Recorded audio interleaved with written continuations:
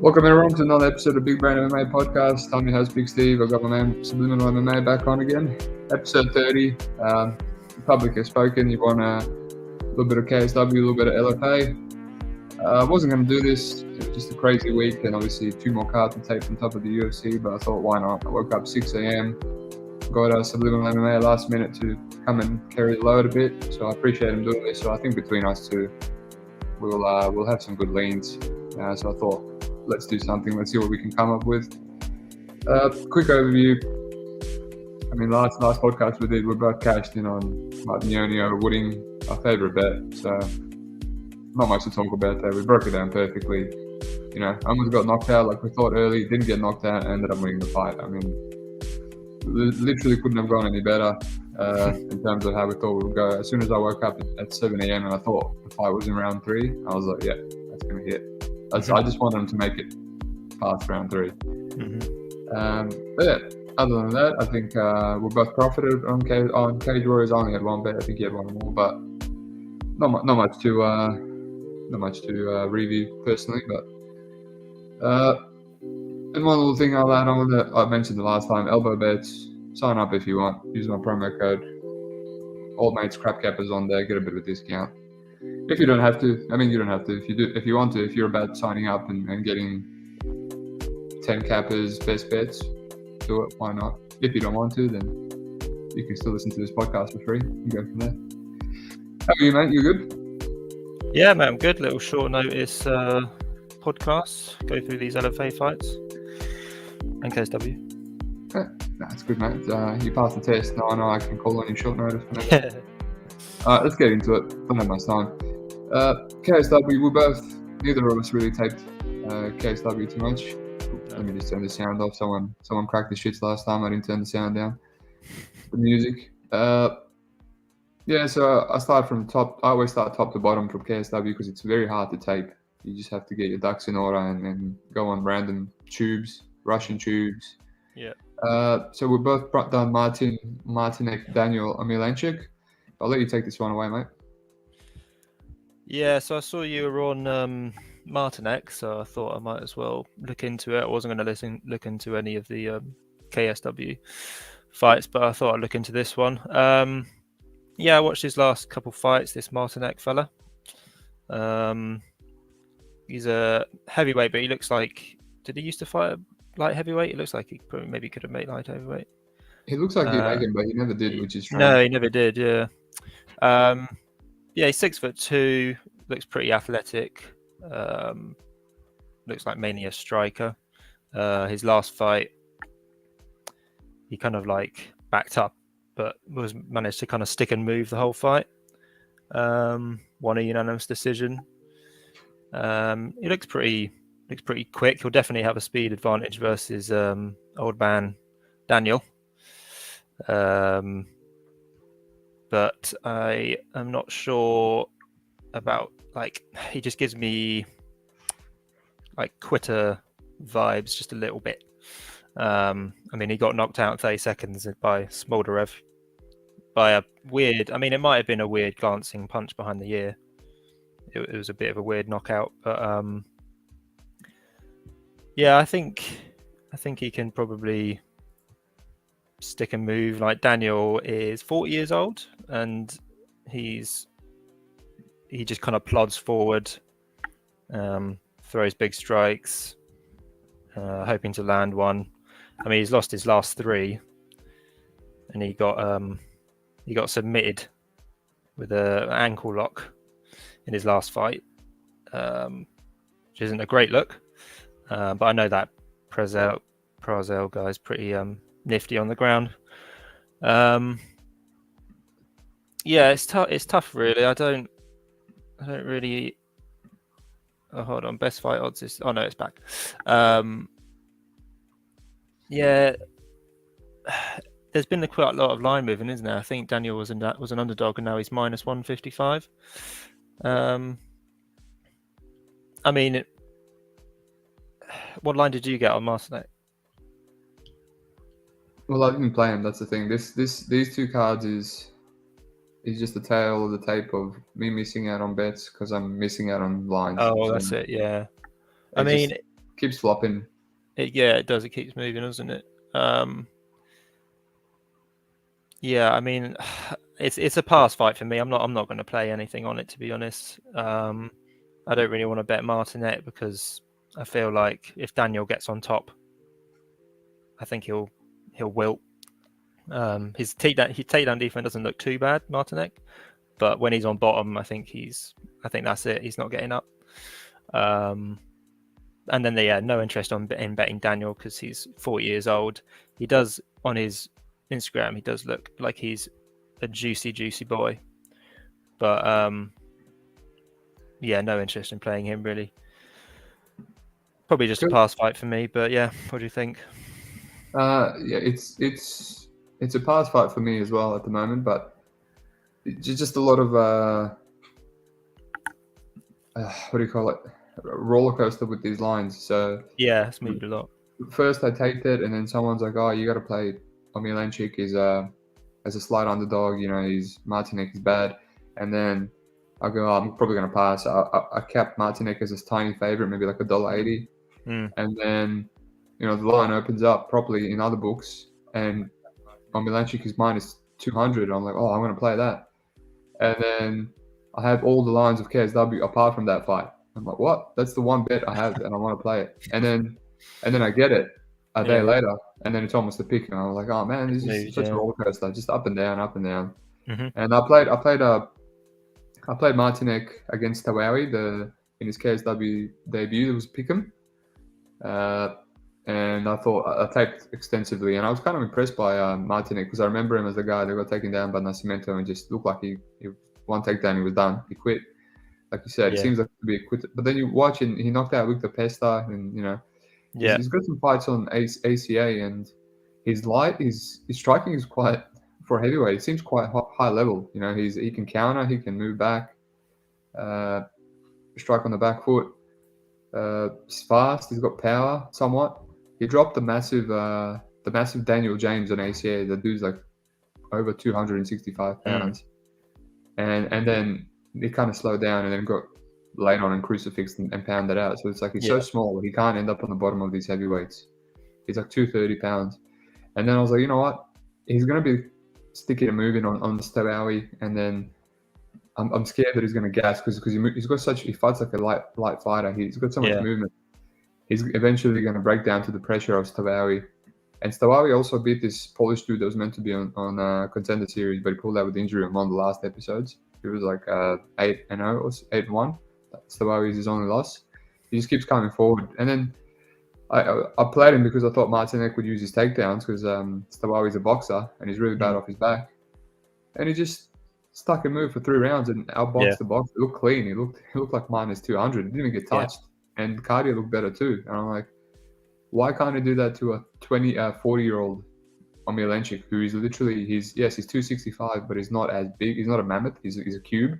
Yeah. So, he's not as imposing. He still carries the power of a 265, but he can easily dance around him, and he doesn't have the reach or the dangers of other big heavyweights that Martinek comes against. But then, Omielańczuk actually practically wrestles, and then, like you said, Martinek on his back. So yeah, if you can get that big line that I just missed out on because I waited another day, it's like they knew that's the only line I didn't get. I got all the KSW card apart from that line. Yeah. And then when I got it, it was juiced. It was picking pretty much. So it's a pass for me, but I would have played Martinek at that decent dog odds. I mean, anyone losing to, I know you said he's a bit nifty. Prasel, he used to play soccer for the Chelsea soccer team. He's a goalkeeper. He's not good. I think he's a black belt, but he's a can. He's an absolute can. On Contender. Anyone getting finished by him and by straight ankle lock, that's a red flag right there. Yeah, red flag right there. So Martinek would be the side for me, but not at these odds. No. Okay, main event. No, I did tape this one. It's a tough card. I didn't tape a lot of it because Narkun ex champ, but he gets dropped in every fight versus Horiuchi V Silva. I mean, he used to be in the UFC, but he can be knocked out himself, so that's massive juice. I might tape that. So I'm going to tape a lot of these and just keep an eye on my Twitter. It's just because this is the only day I could do the podcast. I had to wake up 6 hours to do, otherwise I wouldn't have done it. So I can probably give some more leans later. So yeah, a lot of juice lines, but I'll look into some of them. But Robert Ruchala, Damien Stasiak, I think we all remember him from UFC. I remember losing money on him when he got a round 3 armbar to Davey Grant when Davey Grant was like 3 rounds up. And yeah, he's still doing his thing. He's a very active guard. He seems to be a lot more juicy in KSW, which is very standard. He's had a bit of a career reassurance. His record's not the best, 13-0, but he's beat a few good guys for the regional scene in KSW. I mean, he lost to Anton Racic, which is an ex-champion, and the guy just wrestled him, but he had Anton's back in the first round. And then obviously 5-rounder. I don't know why that was a 5-rounder. Sure, they didn't give him a title shot.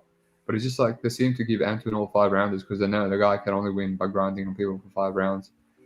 And then he submitted a 5-0 Patrick Suadin, who's 7-2 now, is a decent fighter, and submitted a 19-9 Andrei Lenev. Now Andrei Lenev has only been submitted once in his whole life, and that was by old mate Stasiak. So triangle choke. His hips are so quick, very dangerous. And then he lost to Lom Ali, and I'm not going to say that last name. Absolute beast of a German / Dagestani dude, and that was a war. So Stasiak, a bit of a dog here, but he'll fight for your money.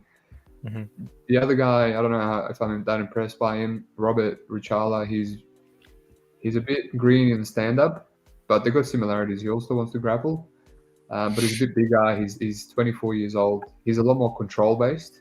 So, he gets your back, he backpacks you, he doesn't move. He gets on top in guard, and he just sits there. But it's like sitting in guard against Stasiak, whose main objective is to submit you with an armbar triangle. It's a bit of a tough fight, and he also slows down as well. But it just comes down to Stasiak has been grounded out before, when he doesn't get a guard sub, he's lost the decision by getting wrestled. And Robert wants to do that. There's not much footage of his submission defense other than Michel Baiano, who's a 7-0 Italian. Didn't know anything about that guy. I had to look him up. And he's good. He seems to know how to defend, but there was a lot of people that had never been submitted and knew how to defend, and then Damien Stasiak finished him. So I don't know. It's an easy dog or pass. It's this Ruchala. He's pushing -200 now, and he's a bit unproven, but he seems to have physical advantages. He's bigger, but he's just a bit unpolished with his striking, and I don't know. He's going to grapple Stasiak, who wants to be grappled. Stasiak has like a nice calf kick and spams the spinning back kick a lot. I don't know. It's another dog or pass. It's just I don't know much about his opponent. I've looked at 3 of his fights, and I feel like I'm just kind of I'll be forcing a bet on the dog here, but it's definitely a dog or pass. I assume you haven't taped it at all. No, I didn't tape it. Last time I saw Stasiak was when he got cut from the UFC. But no, I didn't look into it. I don't know anything about this Ruchala guy. I mean, yeah, like you say, it's probably dog or pass from how you describe it. If he's going to play into Stasiak's game and grapple him. But it's going to be a pass for me, as I haven't looked into it, but probably value on him. But yeah, there is. It's a lot of these older guys. They seem to be value in KSW because all of a sudden they're on roids, and I'm not even just saying that for the sake of saying it. You can see it. They just got vascularity all over their body all of a sudden. They're just all jacked. Yeah. So a lot of them will fight for your money. That fight against the German, the Stasiak had, was a 3-round striking battle, and he almost ate shit in the first round.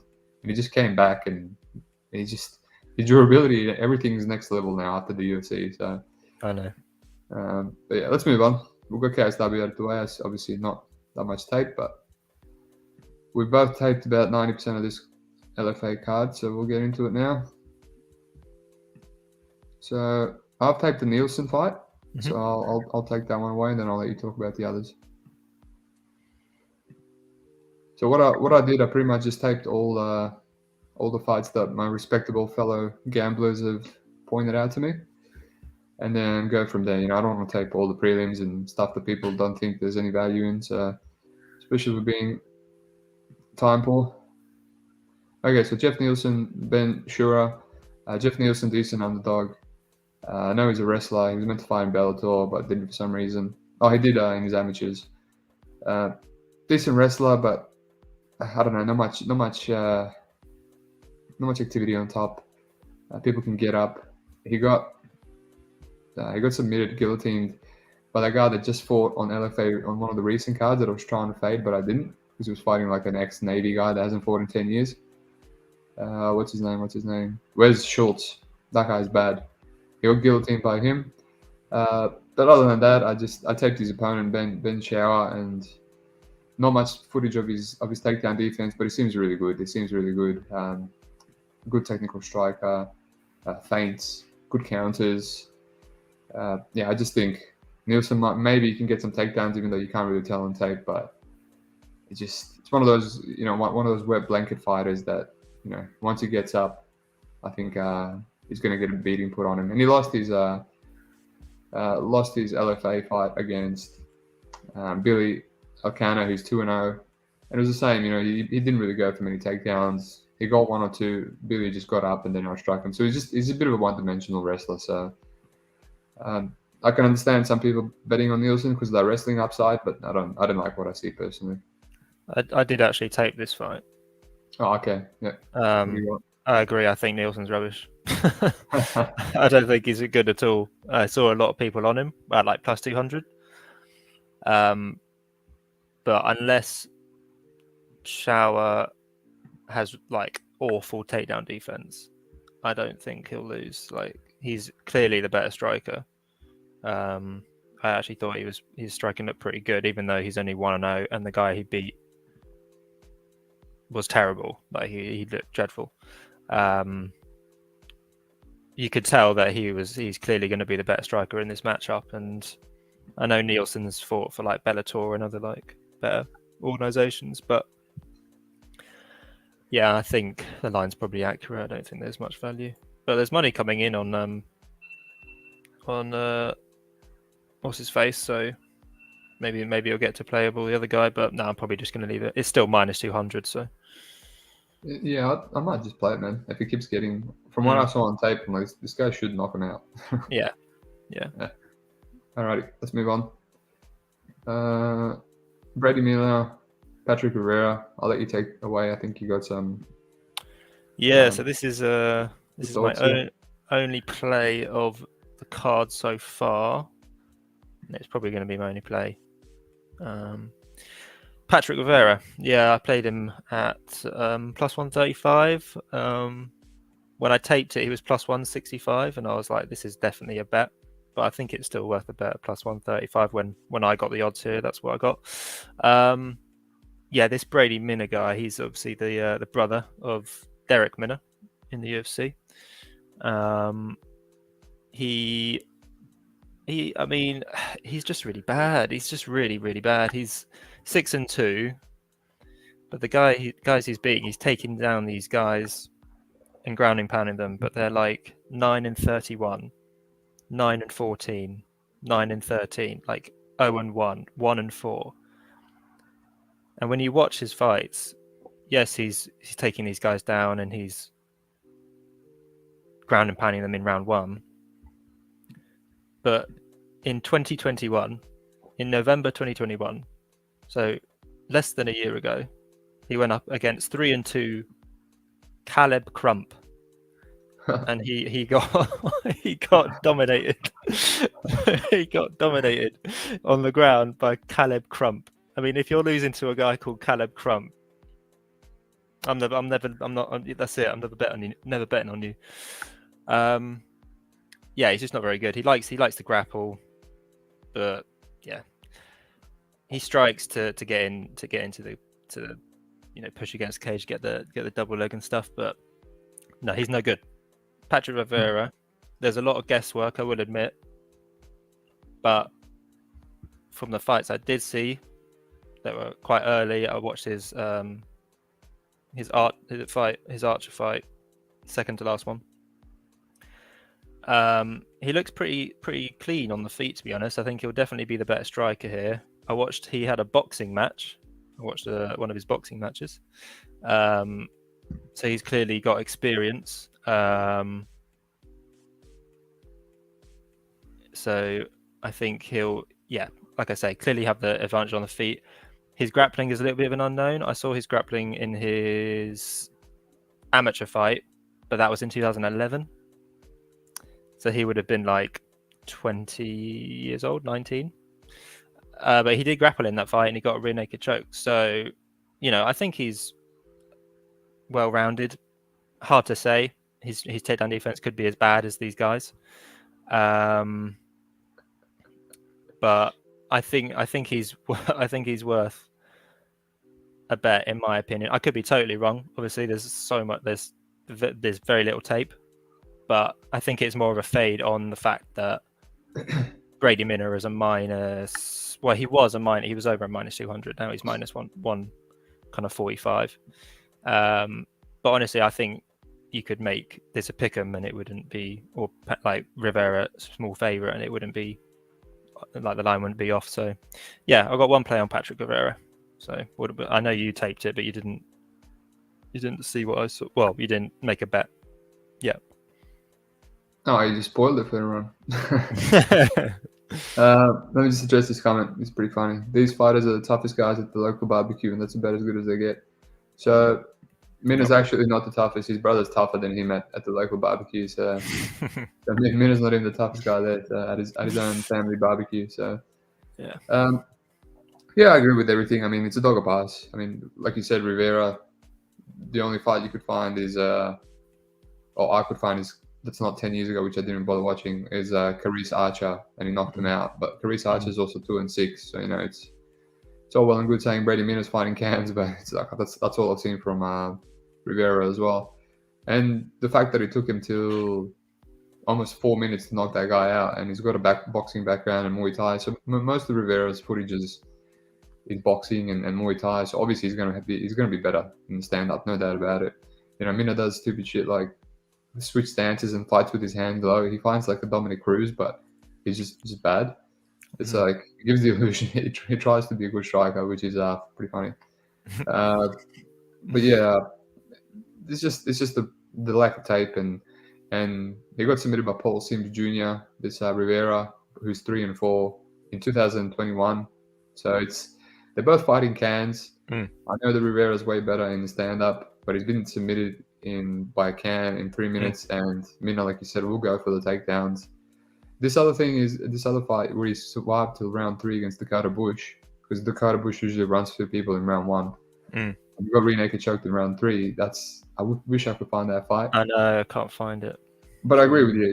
I mean, how good would it be? Because then he ruined all that good stuff with the Paul Simons rear naked choke. So I agree with you. It's a dog or pass. It's just, for me, it's just too many questions. I can make some assumptions sometimes and make plays. Like a contender series, I was doing it all year round. But this is just too low. The red flags that are staring at me is he might get rear naked choked again.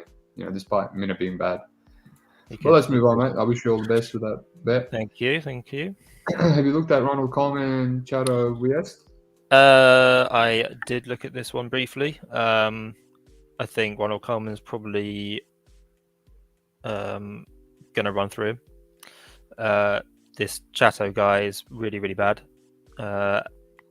He's a striker, and I think Ronald Coleman's a semi-high level wrestler.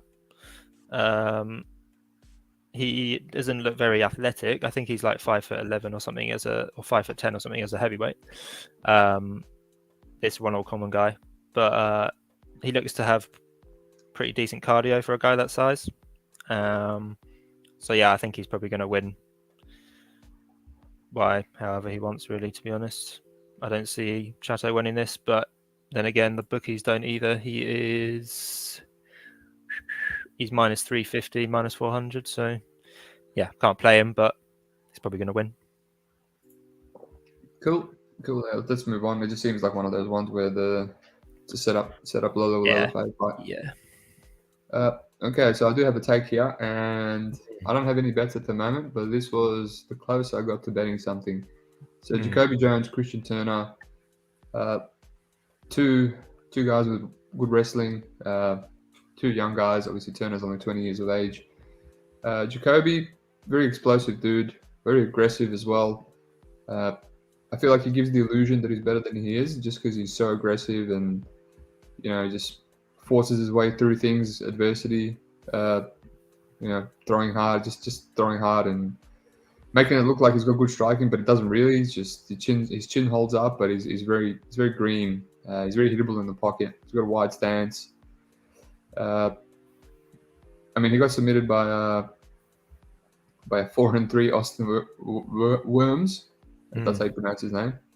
Yeah. As a massive favorite. He was lucky to win against Logan Paxton, who was another wrestler. He got a unanimous decision, but honestly, I was watching that on mute, and I'm just like, oh, this must be his first loss. And then I got to see him get armbarred, and I was like, oh, so he actually won that fight.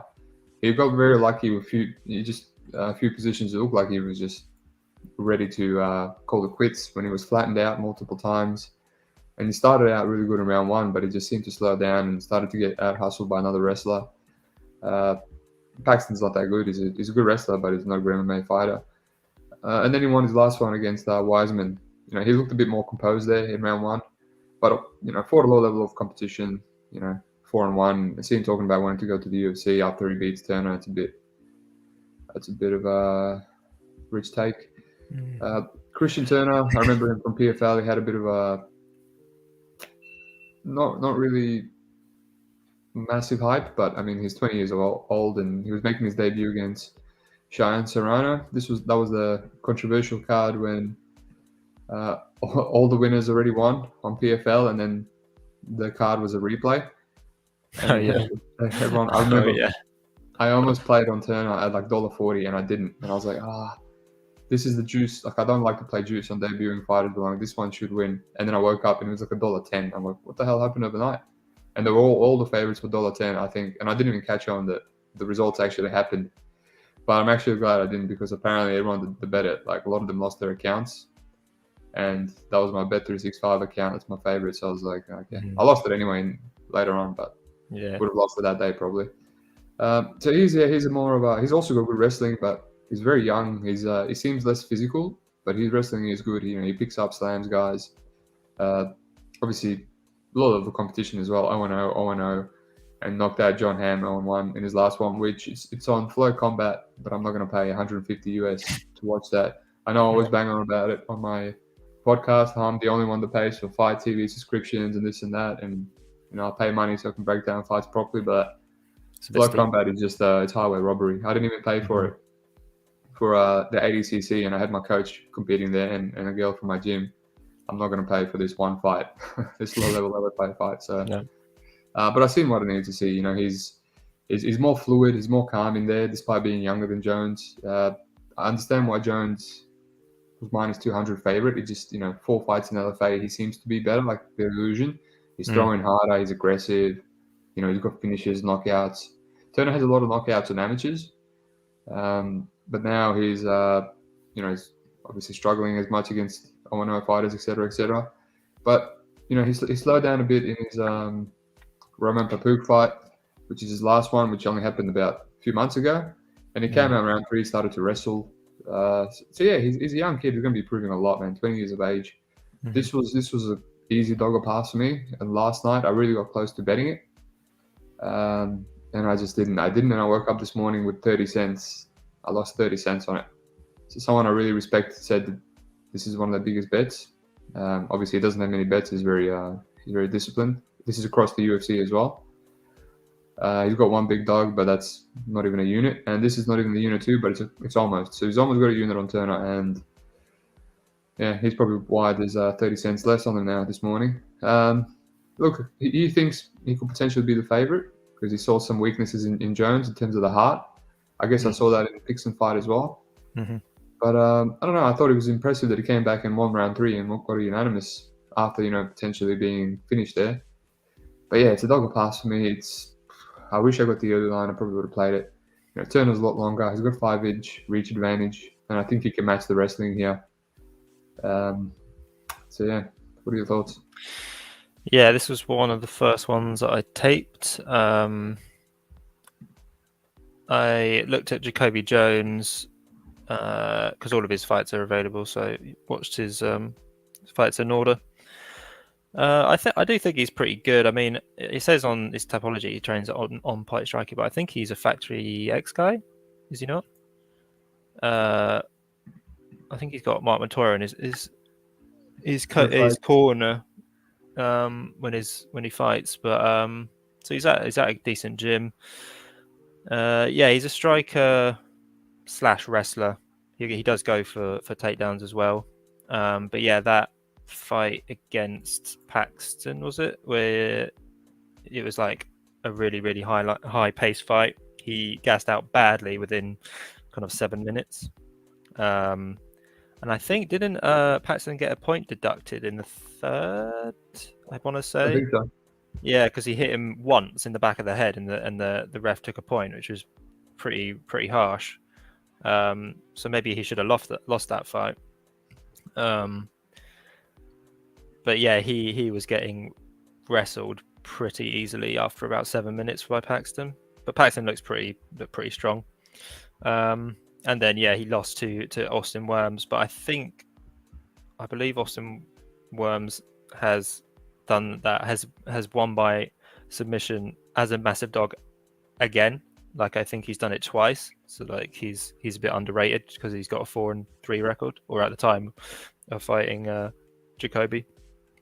And then he just beat up this Riley Wiseman guy, and then cut him with a knee, I think it was, against the cage. So he does look fairly okay, but it's that cardio is a big question mark, and it didn't look good in that Paxton fight. It's just whether Turner can replicate that game plan, which I think it's possible. I think it's possible. Turner went 4-0 as an amateur and is now 3-0 as a pro. It'd be really nice to see that last fight when he got the second round TKO. I saw the finish. You can see like highlights of just the finish, and it's like a ground and pound TKO. But I think I agree. I think there is value on Turner. I think what when you woke up, what was the line? Because I think I can still get a decent line. $2.20, but it was like $2.60 last night. Oh, I see. Yeah, I think I can get. It was Jones was minus 200, which is a fade, massive fade. Oh yeah, 100%. I just want to see if it's moved, because I think I can get +1. Where is he? Oh no, it has moved. Yeah, +115, which is it was +138 literally about 2 hours ago. So I probably missed the boat, to be honest. But if anyone got like +150, I think that was a great bet. Yeah, that was last night. We should have just bet it. Yeah, but it's what it is. All right, shall we move on? No, this fight here. See if we can agree. So I just briefly taped it. I think it's another. It's Christian Natividad. I think it's Natividad's younger brother, the one from the UFC that might have got cut now. Yep. After 2 KO losses, versus Israel Galvan. I feel like it's another setup. Coleman setup, similar odds as well. But Galvan is not that bad, man. He's lost to Cody Davis, who's 5-1 now, and he's never been finished, including in his amateurs. So he's 4 decision losses, and he's only 22 years old, but he looks like he looks like a 30-year-old Mexican gangster. No, he does, yeah. He does. I can't believe this guy's 22 years old. Yeah. But that's crazy. He just looks like someone who works on the corner. But he's never been finished, and I don't know, just Natividad, he's got power. He fights exactly like his brother. White stance, explosive power. I don't know if he's chinny like his brother, but he's got some wrestling. But I think this one might be a trap. I only taped one fight of Galvan, but the fact that he's got a good chin, he goes for takedowns as well. Maybe this one's a bit of a trap, but I don't think Galvan is that bad, and I don't know if I don't see him potentially getting sparked in the first round. Maybe he does, but do you have any thoughts? Should we move on? I mean, you said it all really. Christian probably deserves to be the favourite, but does he deserve to be a -400?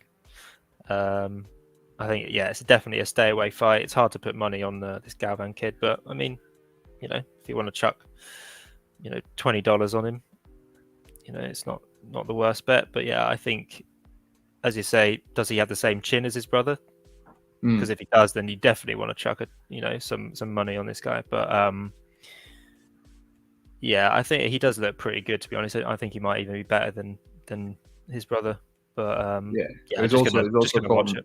He's also fought nobody, absolutely True. nobody. They're just really bad records in LFA. So at least his brother's taking a step up.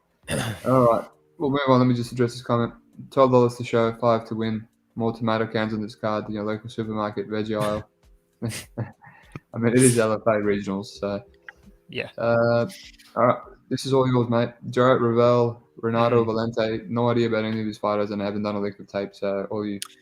Yeah, so I tried to tape Revel, but there's literally nothing. I cannot find anything. I might, be looking in the wrong places, but you can see his last fight versus Josh Silveira, because that's an LFA title fight that went 5 rounds, but he just got dominated. I mean, he has no takedown defense.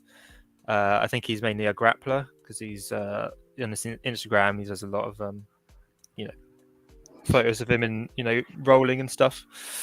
But I think he's quite old. I think he's like 38. So yeah, I didn't really. So I taped Valente because I was like, this guy's terrible. Revel's terrible. Maybe he'll be worth the juice. But Valente is terrible as well. He's really bad. He doesn't move. I hate fighters that don't move forward or at least stand their ground. Valente moves back the whole fight. He's really terrible at pressuring. He's like anti-pressure. He loves getting pressured. He's got like a nice check left hook, which he dropped. What's his face? Who did he fight last? Josh Fremd, who's now obviously in the UFC. He drops him in the first round, I think, with a nice check left hook, and I think he wobbled Chibukem Oyenegecha quite a few times in their split decision win. So he's got power for sure, but he's really low volume. He backs up, so you're kind of counting on him to land multiple knockdowns to cover this price. And Revel's never been finished. So I mean, he's he doesn't really go for takedowns as well. Like I thought, because he's got terrible takedown defense. Maybe if this Valente guy goes for takedowns, but he rarely does. He just backs up and tries to counter you. So I can't bet Revel because I literally I can't find anything on him of him winning, or he beat Sergio Moraes in his second to last fight, so that's got to be something. But he's old now. So yeah, it's a pass for me, but I wouldn't be surprised if Revel won. But there's just no way of knowing because there's no tape.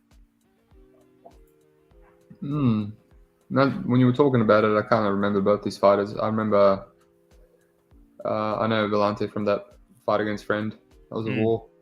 And I remember Revel from the Silveira because I keep taping Silveira for PFL. But yeah, just beating Moraes is surely worth it.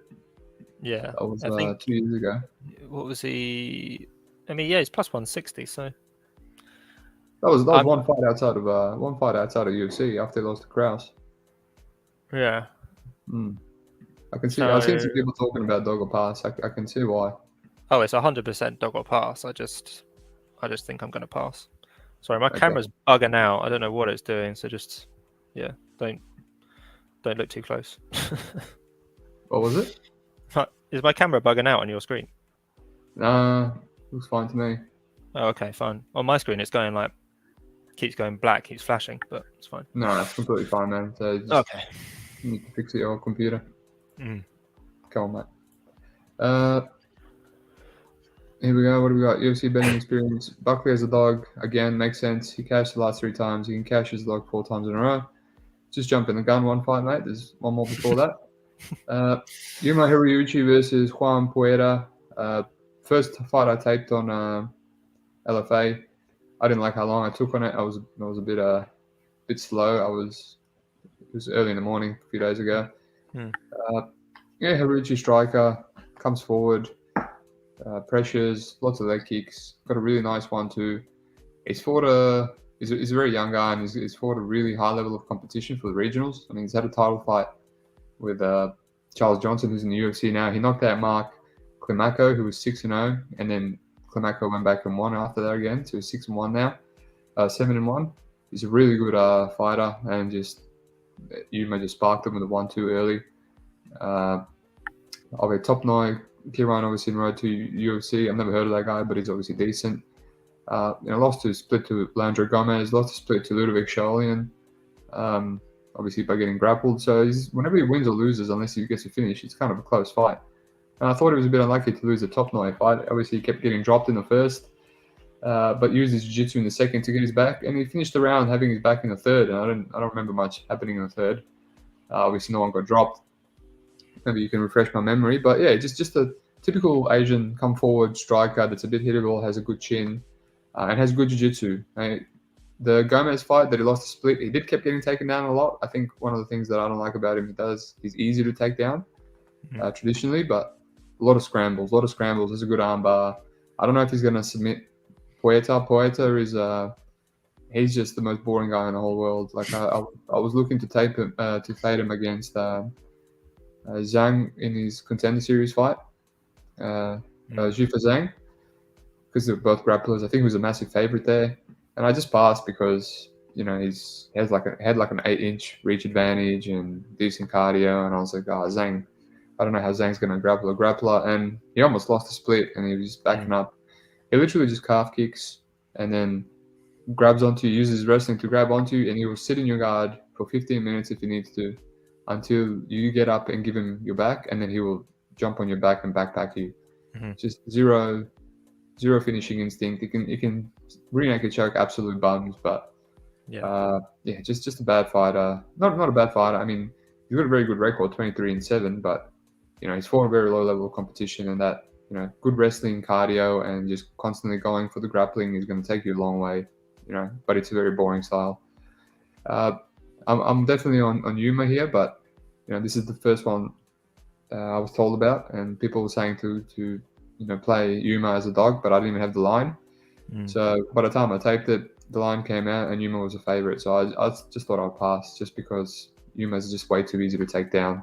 He might scramble, he might get up, and he's gonna put the pressure on Puerta, who hates pressure. He just loves to back up, so he's gonna be eating crap in the stand-up department. But Yamauchi's young, and he still gives me some red flags. He's good, but too easy to take down, and Puerta's gonna keep going for it. Like I said, KSW and LFA is just a tale of me missing out on lines that I would love to play, but by the time I get them, it's too late. I know, yeah. Here in Australia, so yeah, same here. Let me see what Steve says. I watch Puerta fights before bed to fall asleep. Proven insomniac. Nice. Steve's bringing the goods there. What's your take, mate? Yeah, I agree. I like the Yuma here. He was like plus 110 or plus 120 or something when he came out, and I was like, "Yep, I'm gonna hit that." And then I got the line; it was minus 120. So yeah, I haven't played it because he hasn't gone back up to a dog. Yeah, I definitely favour him. Puerta is no good. He lost to a really bad fighter in his last fight. And yeah, it was by a unanimous decision as well. And I was watching that fight. I think I watched it live, and he backpacked him in the second round, and then he lost the first round just because he just did nothing, and then he gassed after being on his back after doing nothing in the second round, and then got taken down and just laid on his back in the third. So yeah, Puerta's no good. It says on Tapology, I don't understand it, but he says he's the number 1 ranked US flyweight in. I don't understand that, but I think that's got to be a mistake. From US Southwest, so that's from the region. But even so, like, surely not. So, no, it's 23-7, mate. 23-7. I know, but he's just no good. Like Yuma I thought he beat Charles Johnson, to be honest. Yuma, if you watch that fight, he backed him up the whole fight. Just constantly like he hasn't got much power, although he did, knock out that Klimako guy. But yeah, he lost the point against Johnson. He loves losing points. Yeah, he definitely should have won that. But yeah, I think he'll just be more busy. I think he can compete in the grappling. I think he'll scramble well. If Puerta gets his back and puts in the figure 4, that's probably the round. But as you say, he's not very physical, so that's definite downside. But then neither's Puerta. So yeah, I think the line is probably accurate. I don't really want to play him as a favorite, but if anyone got him as a +110, +120 dog, wow, he's -170 now. That's wide. But yeah, I'm not playing Puerta because he's rubbish. But yeah, if you got Horiuchi as a dog, then that was a good bet. Yeah, I'm jealous of it. But no point being sad about bets we can't have. Let's move on. Jordan Heiderman V Buckley. So this is the fight that old mate UFC betting experience was referring to, and I kind of agree. It's a dog or pass. Buckley is very unassuming. He's got a body like a bag of milk, which is probably why he's been an underdog in every single one of his fights. But the guy's very serviceable, right? So serviceable boxing, good cardio for a really fat dude, and pushes 265. He's not very athletic, but he constantly pushes the grappling, the cage push. Eventually, he gets a takedown, and they keep giving him really athletic, flaky, gassy guys. And then after the first round, they just fall apart, and then he gets his game off. But I think Jordan Heiderman, he can actually go 3 rounds. He's not amazing. He's bad too. But this is a dog or pass. It's just Heiderman actually. I've seen him go 3 rounds. Beat Chandler Cole in the 3rd round on Ultimate Fighter. He beat Jacob Haviland in 2020. That guy's a little short, fat dude that had a similar game plan to Buckley, and he just held him against the cage for a long, long time. But he couldn't get any takedowns until the end. And then Heiderman obviously reversed him. So he just seems like an explosive dude. And when he goes for his own I think he's an ex-football player.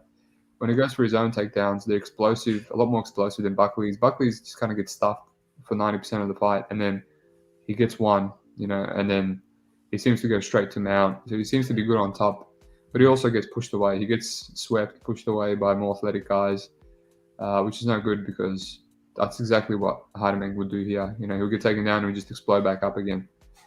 In his last fight against Daquan Fuse, so it was Battle of the Daquans, he lost the split decision. He won a split decision. That guy was 0-0. But honestly, I thought he probably won all 3 rounds. I thought it should have been 30-27. So I'm a bit surprised about why that was a split decision. But I think that's just how he fights. Constant cage pushing, and then he got cage pushed by the other guy a bit.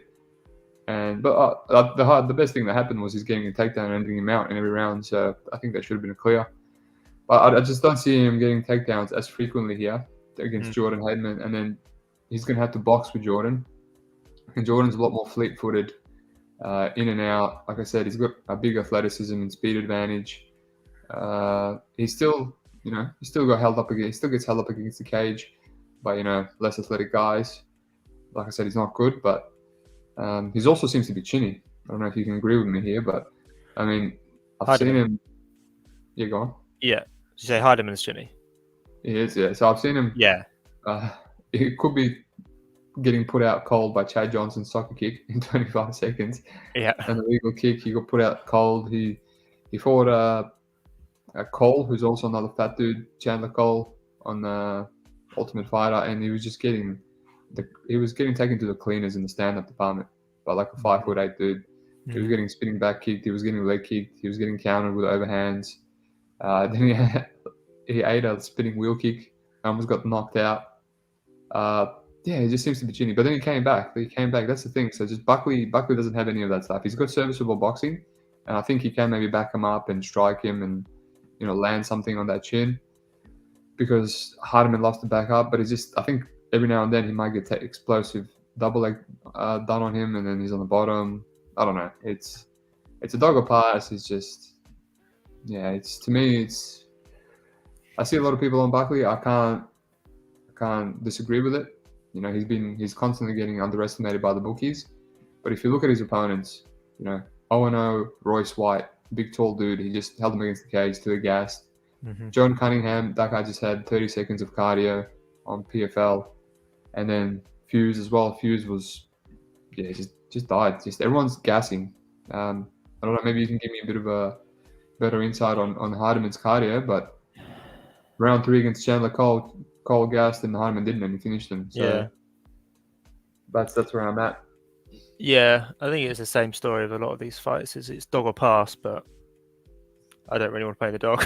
It's like, I think there's probably value on Buckley. Like Heiderman will probably have the cardio advantage, as you say, but he's not good. I think he's chinny. He got obviously wobbled bad by that spinning kick from Chandler. He got knocked out by Zach on the Ultimate Fighter. But Buckley, he doesn't look very athletic at all, and he's like 5 foot nothing as a heavyweight. I think if you got plus 185 on Buckley, that was probably good. But then it's hard to say because Buckley is fighting terrible fighters with like barely any experience. So he'll be fighting Heiderman, who's at least, he's been on the Ultimate Fighter. He's fought semi-decent competition. 4-0, 6-2. So he's got decent wins. But I wouldn't play Heiderman at minus 200. I mean, he's minus 170 now, but I still think it's dog or pass. But maybe he comes through as a dog again, and we should have bet it. But I'm just going to pass. Yes, I agree. Let's move on. I feel like I don't know. I feel like all these people are hitting these dogs, and I'm just passing. We'll see if I was right or wrong, but I don't know. They're not calling my name, these dogs. Nope. I think there could be a lot of accurate lines potentially. Okay, main event. I'll let you take this one. Muin Gafurov, Diego Silva. Yeah, so Gafurov is obviously on. Everyone will know him from losing as a massive favourite on the Contender Series last year against Chad. I think he's pretty good, to be honest. Like, he definitely underperformed in that fight versus Chad. I can't remember if it came out afterwards that there was something wrong with him, or if he was ill, or if it was a bad weight cut. I feel like there was something. He didn't train at all. He trained for like 5 days. I saw it on his Instagram. He didn't train, yeah. So that's not smart. I mean, you get to the Contender Series and you don't train. It's a bizarre decision. But he looked pretty good in his last fight against Herbert in LFA. He defended the takedown for the most part. He did get taken down sometimes, but he never stops working. He's fairly well-rounded. His cardio was obviously terrible in that Chad fight, but I don't know if that's an anomaly. It's hard to say. But he looked okay in the last fight. He swings pretty hard. He goes for his own takedowns. Decent grappler. He hit Souza with a massive overhand right and just folded him like a lawn chair. And that guy was 15-1, so he's not beating up bums. But I didn't know much about this Diego Silva guy. He looks like kind of mainly a striker. He stands quite upright with his chin up. So I think he could get caught. Doesn't really go for his own takedowns, but he does attack like guillotines and stuff. He is quite low volume. He backs up a lot, which I don't like, obviously. But he does hit hard. He dropped his last opponent in the 3rd round. And instead of punching, he went for a guillotine and ended up on the bottom for like 2 minutes. So maybe he doesn't have the best fight IQ. But yeah, he's 15-7. His wins aren't that impressive. He's gone to decision quite a lot, so he's not exactly a potent finisher. Got a couple of subs. So yeah, I think Gafurov is rightfully favoured. The line stayed pretty. It's money coming in on Gafurov now, but it was staying pretty steady for most of the week. Where it is now, it's probably accurate. I don't really have any interest in playing the dog. He doesn't really push a pace, and I think if you're going to beat Gafurov, you have to push a pace. So yeah, no play on this fight for me, but I think Gafurov wins. Can you play the dog, please?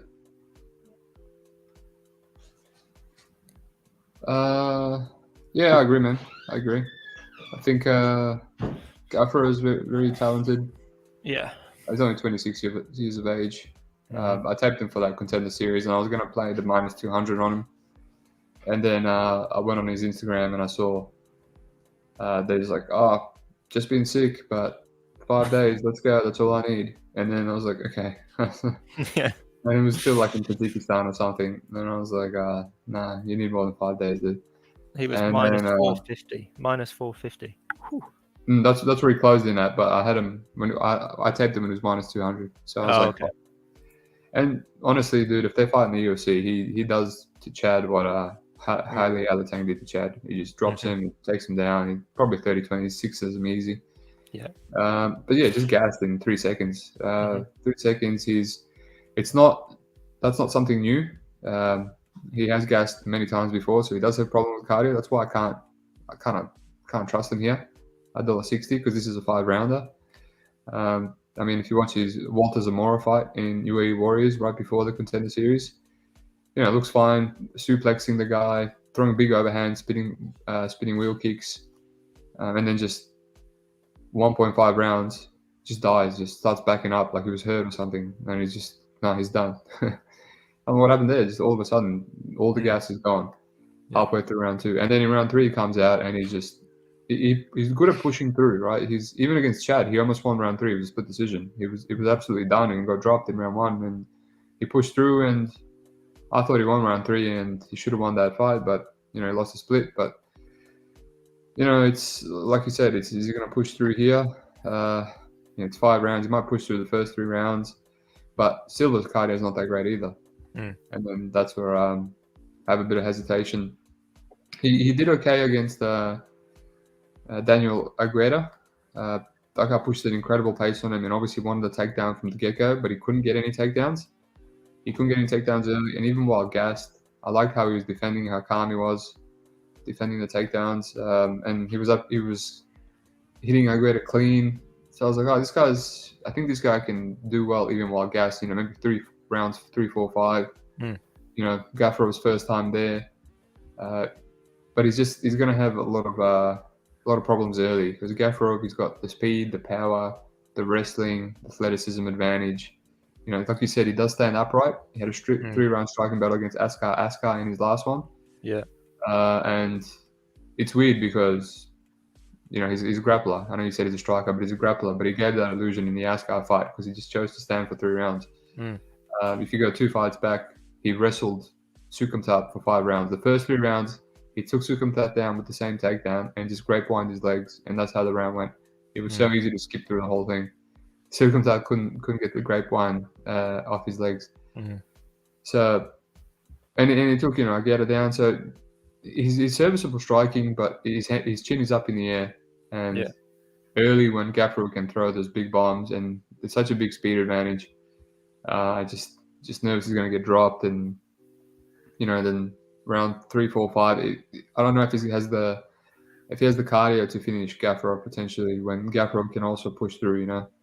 But I also can't trust him. I can't trust him because his cardio is always going to be bad. He gives away cardio for the explosiveness and the power. So I think it's accurate. I think Gafurov should be the favorite, but I don't know. I think it's a bit weird because you compare it to the UFC and Grasso is literally worse than minus 200 just because of the cardio. Like I've spoke to people and we agree that fight should be a pick'em in a 3-round fight. Viviani has way better level of competition, and then this fight, Gafurov really bad cardio, and he's a favorite, and people just don't care about the 5-round aspect in this one. But I think it's just because he murked, he murked Sosa. And he can't be taken down despite his wrestling being amazing. You know, Sosa took him down multiple times, but he just couldn't consolidate. But yeah, you know, if he goes to a decision, like he took round 1 against John Lineker in one championship, and then he got tired and lost. And then he lost to Kevin Bellinger, who's a striker. He lost to Reese McLean. I watched these fights for his contender series. They're all cardio-based decisions later on. Yeah. So it's like, you want to play it because yes, it kind of reminds me of the Wooding fight. You know, he might lose early, but Silva can do something to just come back around. You know, let's say he wins 4 and 5. But yeah, I feel like it's accurate. I think if I was like, you know how we were confident that Martignoni would be able to push a pace for 5 rounds. I think if I was confident that Silva could do that, yeah, he would be a play for sure. But it's like, I don't know. I don't know if he can do it. That's a perfect example, because you're not, and we know, we've seen Martignoni get dropped and push through, etc., etc. It's you know exactly what he's. We've seen him lose round 1, get dropped, and win rounds 2 and 3 wrestling. So you can see exactly what he's going to do. But I've seen Silva, do good against Aguero in round 3, 4, 5, but he's not pushing the pace. He's conserving his energy, and then Aguero was the one pushing the pace. So I can tell from that tape that his cardio is not the best, but he made it work in that fight to almost beat Aguero in a split decision. But it's not like, I think if Gafurov is tired, I think Silva's going to be tired, and they're just going to stare at each other. He's not going to push it. No. He's just going to take the time to rest. Yeah. But yeah, it's just another fight where I'm like, maybe I should play the dog. I might regret it, and then I'm passing. So it's one of the reasons I want to do the podcast. Nothing crazy, inspiring to give the people, but hopefully the breakdowns give them something, and you gave them the Rivera bet. Hopefully. Let's address this. I blind bet Naran Jargal Sandush, because isn't that fight off? No, it's still on Tapology. Is it? Wait, which one is it? No, you can say that. Oh no, it's there. Oh, it's a prelim. It's a 2 women's. Yeah, it's still there. Yeah. Let me see if I got odds for that. I think Cheyenne Bowers is a big favorite. Is that right? Yeah, she's minus 200. Okay, well the guy said he blind bet it, so I don't know how much confidence I have in that. Pretty much just admitted that he hasn't done any tape. Let me see. Let me read his comment again. Oh, she's a judoka. You know what, mate? I'll tape it for you. You got me interested. She is 1-0. The judoka, she's 1-0. And then the other chick is 0-0. She must have really good. Why is she a 200 favorite? She must have a good amateur background. Maybe you should have looked into her, mate. Yeah, she's it's a 7-1 amateur. Oh, okay, yeah. And she's fought in LFA, and she's got an armbar, rear naked choke. She must be a decision. Good submission fighter. I think I have seen a few people on this underdog, but no, I haven't looked into it. Okay, well, old mate's giving us homework. All right, let's see what we can do, and if we've got any best bets, mate. Obviously, I assume the first one for you is Rivera. Yeah, I mean, best bet will be a loose term. It's my only bet. But yeah, it's not. I'm not preaching that it's a great bet, but I think I'm willing to take a shot on the dog because Brady is so bad. So that's it. I hope it works out. I hope he doesn't get rear naked choked in the first. I know that's gonna be embarrassing if he does. That's fine. Okay, so obviously I've got 0 bets, but I'll try something different, and I'll do what I would give out as my best bet. So Turner will be my best bet, just because that's literally what I was going to play last night. You can make the argument that there's still value at $2.20. Maybe should be pick him. Some people say he should be the favorite. I don't know about that, but potentially. Yeah. And I mean, if you can get decent Martinek dog odds on KSW, that could be a good bet. Definitely not current odds. And an LFA. Oh. I'm between Buckley and Silva as dogs. That's my second bet, but I probably won't play either. You know what? I might play Buckley if he gets wider. Silva, I don't know if I will. I don't know. Yeah, it's tough. It's tough card. I have no conviction. It's just the lines are just either accurate for me or I've missed better lines. I just have no conviction. Yeah, it's the 5 rounds is the main thing in the main event. It's just like cardio of both of them isn't great. So yeah, if he doesn't finish him, this guy's literally. He went to a title fight with Sukumtar and went to a title fight, a grueling war with Aguera. So he's been there, you know. And he seems composed, so he can probably get out with a win. Yeah. You know, I'm just gonna sprinkle all these. I'll do like $100 on each for fun. Yeah, fuck it. So I'm not pissed off about missing out on him. Yeah, I think to be honest, looking at the records, Silva hasn't lost via finish since 2018, and then he's lost 3 times via decision. So I do think it will go late.